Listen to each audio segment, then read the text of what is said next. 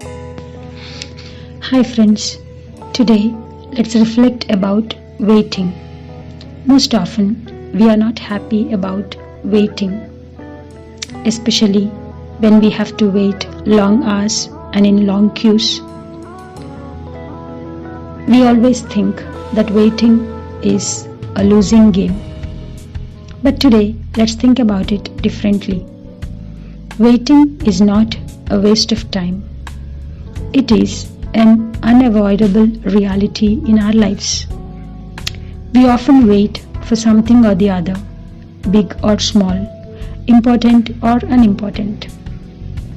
Waiting is not a casual, useless activity as we often think, but it is an activity that builds up our energy while teaching us to be patient and making us hopeful.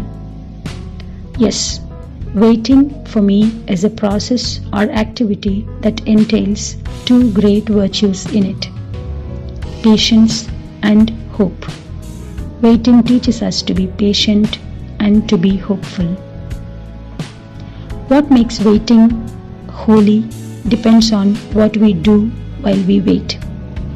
Let's just think of a woman who waits for her child to be born.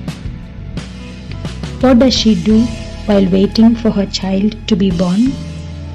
She dreams, she reflects, she thinks, she plans, she imagines. She is all about her child to be born. And this makes her hopeful and patient, and that builds up her energy and optimism to wait eagerly for her child to be born, bearing all pains and discomforts. There is no room for impatience and frustration. Can we too make every moment of our waiting more energetic, more optimistic, and more useful? Can we start becoming aware of what we do while we wait? It may be a daily, casual waiting for a bus. But what do you do while waiting for the bus?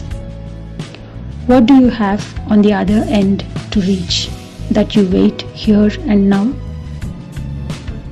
Yes, friends, if we are aware of what we do while we wait, then we learn the two greatest virtues of being patient and being hopeful. Let's give a try. And let's get rid of impatience and frustration, but grow in virtues of patience and hope. All the best.